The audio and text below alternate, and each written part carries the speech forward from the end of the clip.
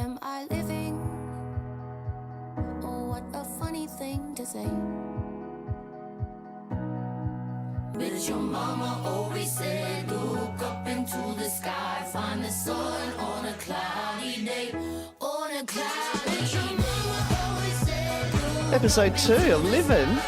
Welcome back, everybody. Hi, Nance. Hi, we're back. Is your voice better? You're louder now. I'm feeling much better, thank you. A bit too loud compared to you before, but now. Nursing those vocal cords. They're still a little bit rough, but that's okay. That's okay. Nothing that a lozenge can't help. No, that's right. That's Hot right. honey, hot honey.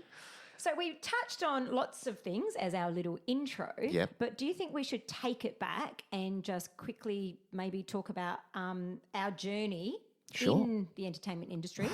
Where do we begin? I know, and how we landed here and just some of the things. I know we won't be able to list it all, but you go first. Me go first? Yeah. Oh, okay. Go. Well, I guess You can do it all.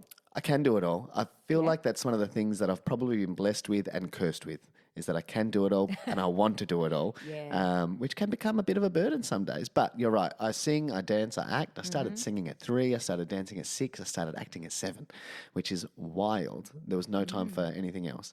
But those things in my early childhood really led me to a love of performance and self-discipline and the reward that comes with that. So that was a really wonderful experience. But I did dancing competitively, ballroom dancing competitively for like 8 years. I was state champion, ballroom and Latin champion for 3 years, competed at a national level with that. You've never even with the ballroom. I did know that. That's not a shock because I knew that about you. Yep. But just say backstage when we've worked together and there's music playing, you have a bit of a boogie. I've never seen you chuck in a little move, a little cha-cha-cha. I'll chuck in a little cha-cha-cha for you. Yeah. Okay, well, look, maybe later on That's I'll... just a personal note. 100%. I need to see a bit of ballroom. If you have seen me shake my hips on a dance floor somewhere, please leave it in the comments. Adelaide, you've seen it somewhere. Surely you have. But, well, there you go. I'm actually surprised by that because... lots of dancing, but ballroom. Ballroom. Yeah. Yeah, you're right. But no, I did that for so long. Mum keeps Yeah. dropping off boxes and boxes of trophies to me to say, get rid of them. And I just don't know what to do with them. So if anybody knows what to do with trophies, hit me up.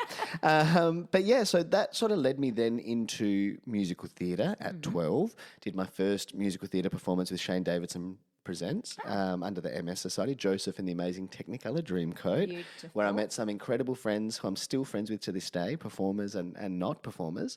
But that led me to then, performing in musical theatre all through high school. I did Australian Idol in high school. I was in the top 75 in 2005. And then turned more to like kids entertainment. So I worked a lot with ABC TV growing up, did a lot of like mathematics and educational programs with them, worked with the Fairies as first a swing for Barnaby the Busy Buzzy Bee and Wizzy. I'm one of the only people to ever play 2 characters on the Fairies. And then still up until only like 5 or 6 years ago, the last tour that we did, spent about 10 years touring with them as Barnaby the Busy Buzzy Bee, which was great. I was with High Five for a couple of years as well and toured all over Asia with High Five. And then I turned more to directing and mentoring during my time with Co-Opera, was presented with some opportunities to direct both highlight series and full-scale performances, which was just such a blessing and a gift from some of my mentors in the industry, Brian Chatterton, Tessa Brebner, who saw something. I'll never forget, Brian said to me, he's like, you're a director. And I said, what do you mean? He said, you just see things differently. And it was that, like I was 18 at the time, and I hadn't really considered directing. I love directing, I love creating. But I think at that time I was so focused on just performing that I hadn't really considered directing. But when he said that and then said, I'd love you to direct Carmen, that just blew my mind. And the opportunity that presented to be taught by him and Tessa really shaped the next part of my career as a director, which, we've been lucky enough to go on and win awards all over the world for work I've done with Joanne Hartstone, directed her in her original piece, The Girl Who Jumped Off the Hollywood Sign, which we won all the Fringe Awards here when we debuted it in 2017. We then took it to the UK for the Edinburgh Fringe, won all the awards there. Then we went to LA and did the LA Fringe, won all of the awards in Hollywood, and then it even got to go to New York, which was just incredible. So that show has gone on beyond our wildest dreams, which is just spectacular. So Maybe I should have gone first. I take it all back, Nance. I take it all back. Humble brag. gosh. And then, directing local cabaret performers as well. Carla Matiazzo, who I know you know as well. Another award winner with our work together. I've worked with Carla for a number of years. Beautiful girl. Just love my directing. But it's just lovely. This career has afforded me, recognition around the world and locally. And to come back as a director, an MC and a mentor now, I love it because I get to take all of this well of knowledge that I've been able to pour into over 30 years and now give that back is just so rewarding. So that's me in a nutshell. Oh, gosh. Is that it? Is that episode 2? Yay! That's all I need to follow on from that. Okay, well, where do I start? Look, I did a little bit of ballet as a youngster when I was living in Murray Bridge, because I was actually born in Murray Bridge, a country girl. Love it. But that was, I think, maybe a year. I can't even remember. I was teeny. And then I didn't do anything. And then we moved to Adelaide. And then I started dancing, singing and acting at the age of 12, which is actually quite late. I was almost turning 13. But very quickly, I started at the Johnny Young Talent School. So I was doing, singing, dancing, acting there. So very quickly, they put together like an Adelaide version of Young Talent Time. Yep. We were called the performance team. And I think I was probably with the school a year, and this group formed, and we were already getting paid to work around How good's that? Adelaide. And also we were supporting Young Talent Time when they would tour. That's the best. To Adelaide at the Adelaide Festival Theatre. We would perform before their concert. Yep.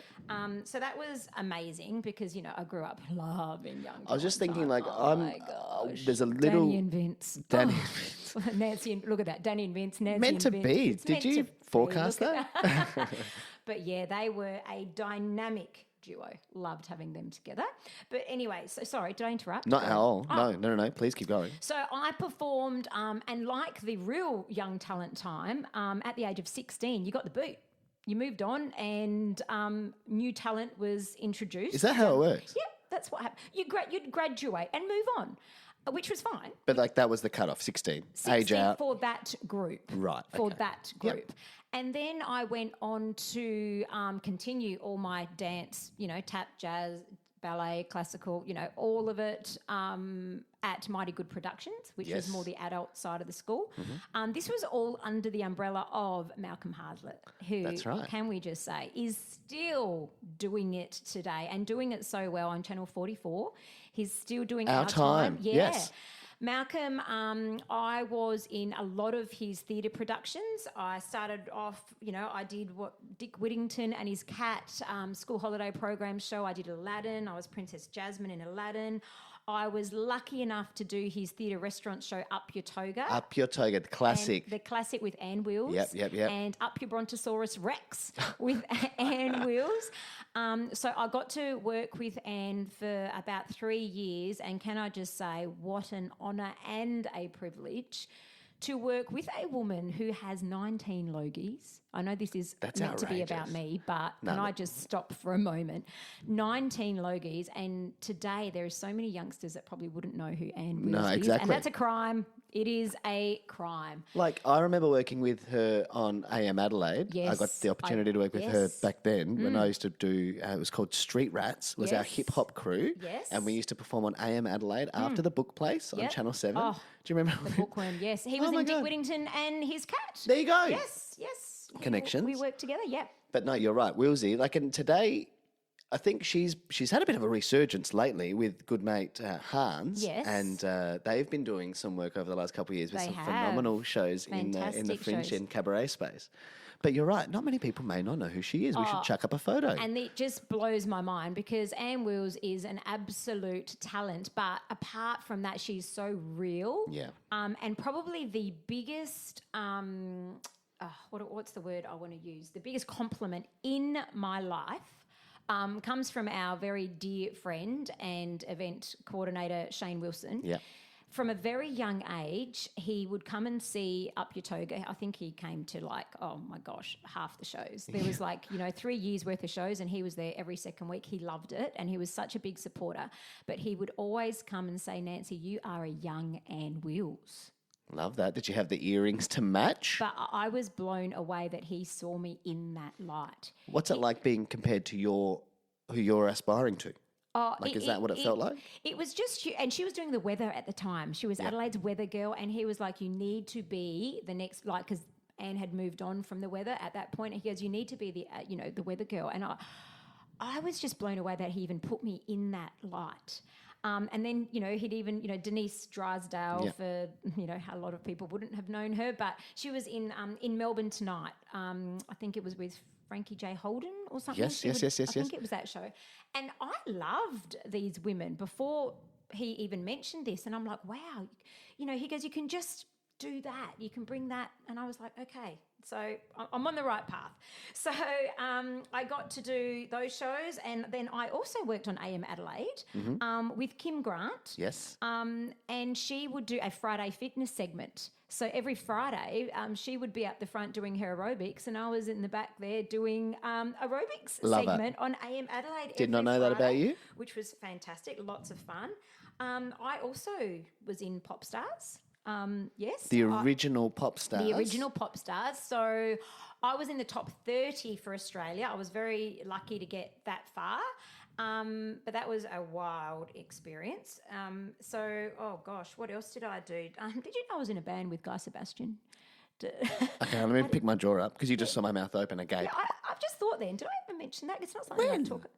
I was in a band called Generate with Guy Sebastian.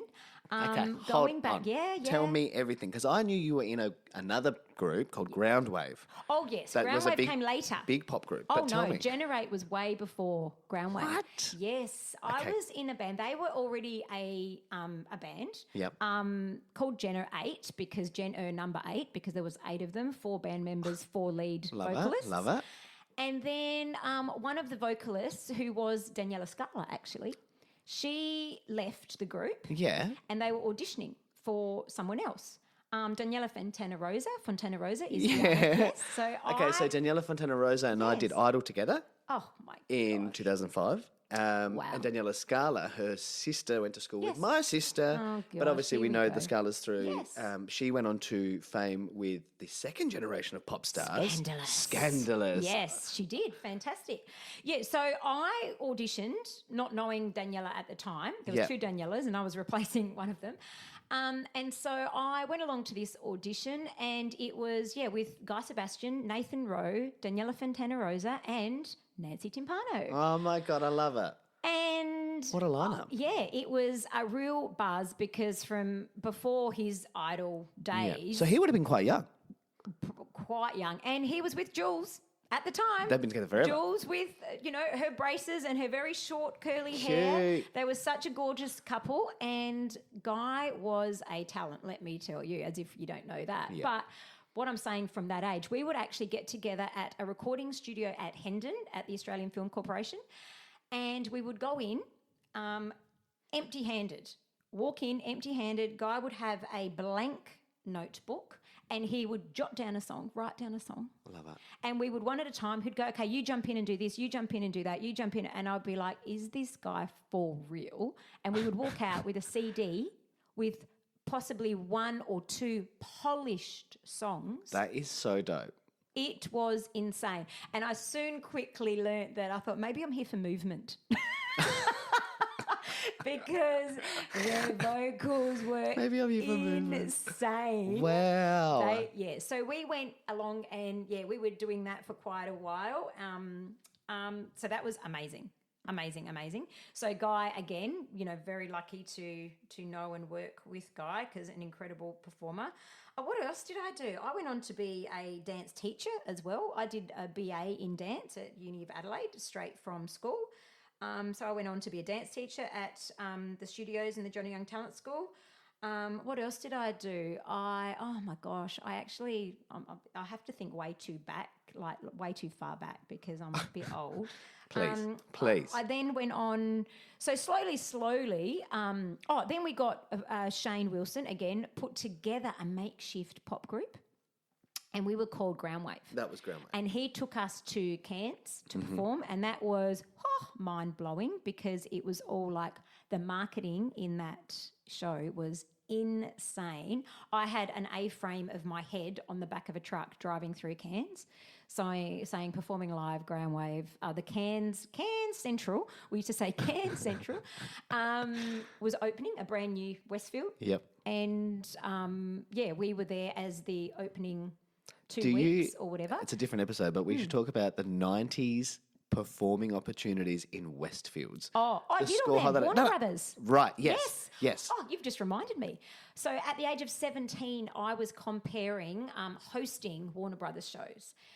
And I did that for about 8 years. I would have been in the front row, me And sitting there you- looking up at you and Bugs Bunny probably, wetting my pants. Bugs Bunny, Daffy Duck, Marvin the best. Marshal. God, I used to Porky love those Pig, shows. all of them.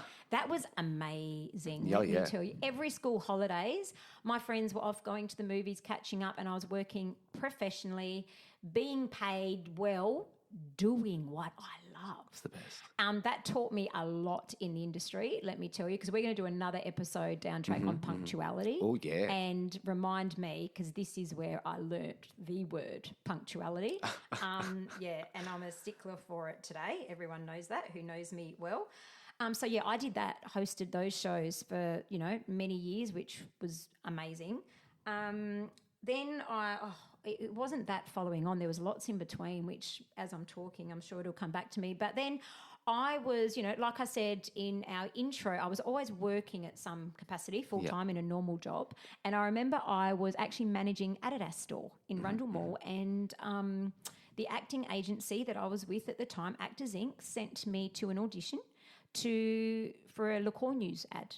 Liqueur News, if you don't know who that is a South Australian icon furniture company they were around for, I want to say like 50 plus years, right? It was forever. They've only just recently in the last decade closed. Yes, but did. Liqueur News, big red sign on It's Anzac all Highway. here. It's all here, It's Nat. all You were the here. Liqueur News girl for years. I was. So I went into that audition and there was all these gorgeous models walking out, and I thought, well, I've got no hope in hell. And then I auditioned and I got a call the week later saying, yep, you are contracted for a 3-month contract to do their ads, which was all their print media, their radio, their everything. TV spots, everything. Everything. So that was phenomenal. And 3 months turned into 7 years. How good's that? So that contract just rolled on, and it actually didn't roll on, it just expired, and I just kept my mouth shut and I kept going. I'm just Welcome keep to the rocking industry. up here. Welcome to the industry. Yeah, so then that was an amazing experience, working in television for that stint. That was amazing. And then, Groundwave was called back to perform at the Royal Adelaide Show for 3 years in a row. Wow. So we performed our show there. We changed it every year. And then that wasn't asked back. But then Shane, who was coordinating, and up until only last year was coordinating every bit of talent at the Royal Adelaide Show for 20 plus years, he asked me to come back and MC that stage. And I said, what are you talking about? I've never MC'd in my life. So I gave it a go, and I was with PJ Oaten at the time. And PJ was a great mentor for my first experience. He taught me a lot. We'll talk about Peach, because Peach was my mentor for some time. Yes. When I joined the Fairies, he is the he's not the OG Barnaby, but he was sort of the OG television Barnaby, who, if you followed the Fairies, you would know his face and voice before I then took over. But PJ mentored me. I actually just spoke with him last week, just saw his latest Fringe show, phenomenal. We need a whole episode with him. Oh, we do.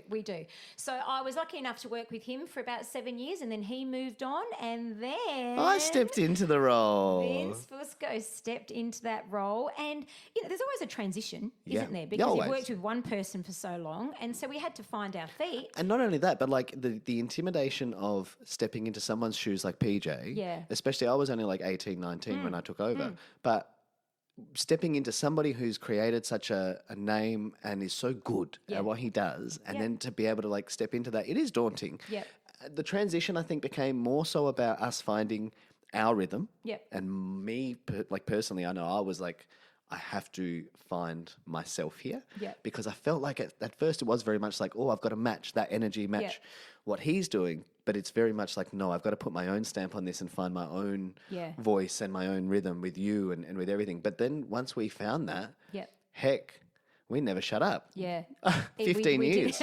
I know. 15 years we did it. So that was pretty phenomenal that, we got to work together for that long at the Royal Adelaide show. And then I even, with acting, I even did a stint on Neighbours as an extra in the coffee shop. I did a few episodes of that. I was on McLeod's Daughter. Love it. As a buckle bunny. And I was... What is a buckle bunny? Can I ask what is a buckle bunny? Sort of like... We were key crowd, if that makes sense. So we were interacting with the main characters in the show. I'm picturing like a snow bunny. You know how they say a girl who works in the snow or a woman in the snow, a buckle bunny. I'm picturing like a cowboy hat, big buckle and boots, like a rodeo chick. Right. Yeah, is that it? Yeah, that's exactly what we were. So I got to work with Rachel Carpani in scenes and stuff like that. So that was fantastic. And then I also was in The Sample People with Kylie Minogue. Gee. So I remember going to see it thinking you're never going to be seen. And I remember going, oh, I saw myself, there I am. That's always the best part. Like when you see yourself on screen for the first time. Yeah.